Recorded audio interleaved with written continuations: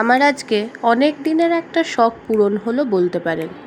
আমি ভাবিনি যে এরকম সমুদ্রের এক টুকরো আমার বাড়িতেও থাকতে পারে। আজ সকাল থেকেই বৃষ্টি ঝড়ের মধ্যে মনটা খারাপই ছিল। ভাবছিলাম যে আজকে সেট আপটা হবে নাকি হবে না, কিন্তু না, আজকেই চলে এলো এই স্বপ্নের সেট আপটা। এখানে দেখুন, কথা বলতে বলতে দাদার স্যান্ড প্লেস করাও হয়ে গেল ট্যাঙ্কের মধ্যে। আমার এই ট্যাঙ্কটা একটা 18x18x18-এর ন্যানো সেট আপ, এবং আমি এটা তৈরি করিয়েছি ব্রিজো অ্যাকোয়ামেরিনের থেকে। ওনাদের নাম্বারটা আমি ডেসক্রিপশন বক্সে দিয়ে দেব। আপনারাও যদি আপনাদের বাড়ির জন্য এরকম একটা সেট আপ তৈরি করাতে চান, তাহলে কন্ট্যাক্ট করেই নিতে পারেন। দেখুন, আমিও এখন হাতে নিয়ে একটুখানি দেখে নিলাম যে অ্যাকচুয়াল অ্যাকোরিয়াম স্যান্ড মেরিনের জন্য কীরকম হয়।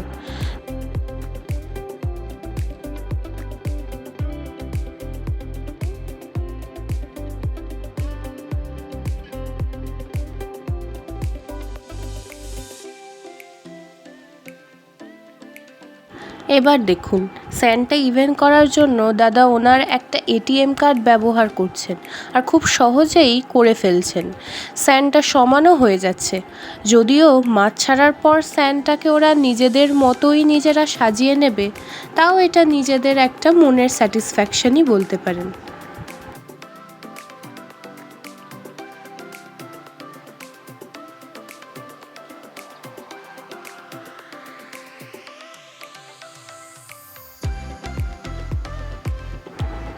এখন আমার ট্যাঙ্কটাতে লাইভ রকগুলো অ্যাড করার পালা।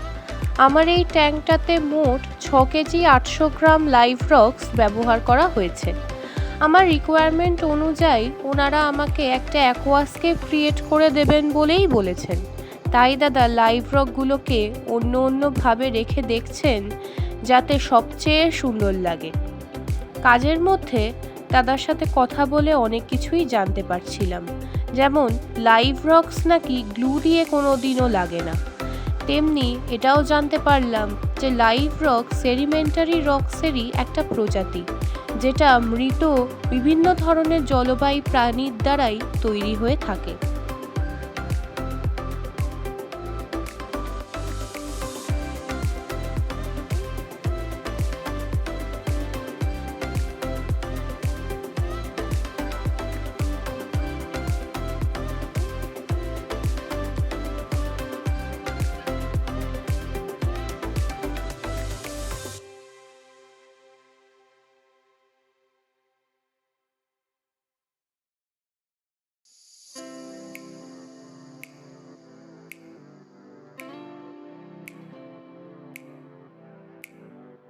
অনেক প্রচেষ্টাই করছেন দাদা একটা মনের মতো অ্যাকোয়াস্কেপ আমাকে তৈরি করে দেওয়ার জন্য।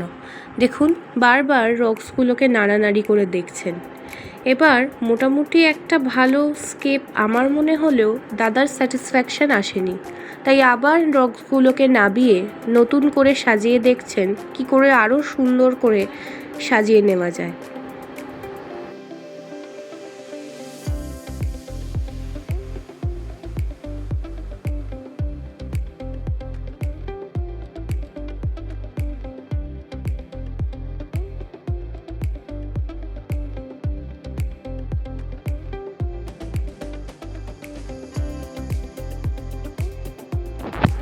বাহ, দেখুন, বেশ অনেকক্ষণ ধরেই নাড়ানাড়ি করার পর একটা মনের মতো স্কেপ তৈরি হয়েছে। তাই দাদাও ভালো করে দেখে নিচ্ছেন রক্সগুলো সেট হয়েছে কিনা। এবার হলো লাইটের পালা। দাদা এখানে একটা ন্যানো ট্যাঙ্কের হিসেবে লাইট ইউজ করেছেন, যেটাতে লাইটটাকে ব্রাইট আর ডিমও করা যায়। লাইটটা জ্বেলেই অন্যরকম একটা সৌন্দর্য চলে এলো ট্যাঙ্কে। যদিও এখনও জল ভরাও হয়নি, তাও অপূর্ব লাগছে লাইটটাকে। লাইটটা ওই Q2 নামের কোনো একটা ন্যানো ট্যাঙ্ক বেসড লাইট। জল ভরা হলো পরের কাজ, তাই দাদা জল ঢেলে দিচ্ছে ট্যাঙ্কের মধ্যে।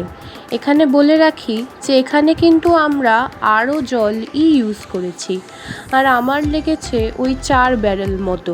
প্রত্যেকটি ব্যারেলের ক্যাপাসিটি 20 লিটার্স, তাই আমার ট্যাঙ্কের ক্যাপাসিটি 80 লিটার।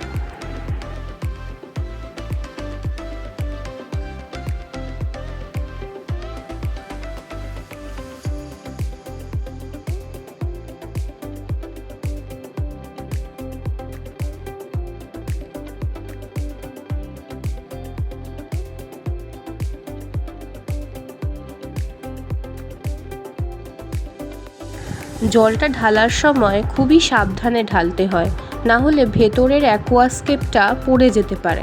আমাদেরও একবার পড়ে গেছিল, তাই একটু আস্তে ঢাললে ভালো হয়। একটা পলিথিন রেখে যদি জলটা ঢালা হতো তবে ভালো হতো। আস্তে আস্তে দেখুন কেমন জলটা ভরা হয়ে যাবে ট্যাঙ্কে। এই জল ভরতে ভরতে দাদা আমাদের একটা খুবই জরুরি জিনিস বললেন, যে মাছ রিলিজের টাইমে কখনোই সব মাছ একসাথে রিলিজ করা যায় না মেরিন সেটআপে। যেটা আমরা ফ্রেশ ওয়াটারে করেই থাকি, যে সব মাছ একসাথে কিনে এনে আমরা রিলিজ করে দিই, মেরিনের ক্ষেত্রে সেটা করা যায় না। তাতে নাকি ব্যাকটেরিয়ার ডেফিসিট দেখা যায়। তাই খেপে খেপে অল্প অল্প করে স্টেপ বাই স্টেপ একটা একটা করে মাছ অ্যাড করা উচিত মেরিন ট্যাঙ্কে।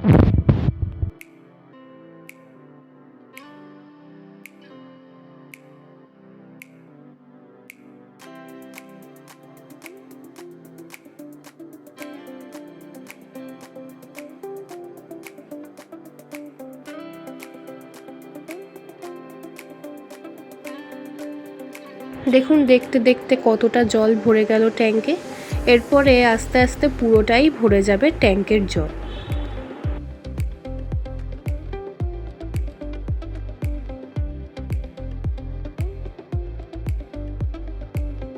এবার এখানে দেখুন একটা ডোজ অফ ব্যাকটেরিয়া দেওয়া হবে।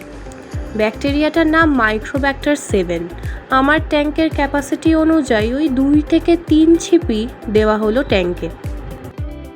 সল্ট অ্যাড করার ক্লিপটা নিতেই ভুলে গেছি আমি, তবে টোটাল 2.4 কেজি সল্ট ব্যবহার করা হয়েছে ব্লু ট্রেজার ব্র্যান্ডের। এই ট্যাঙ্কের রেগুলার আপডেট পেতে গেলে আমার চ্যানেলটা সাবস্ক্রাইব করে দাও আর বেল আইকনটা ক্লিক করে দাও।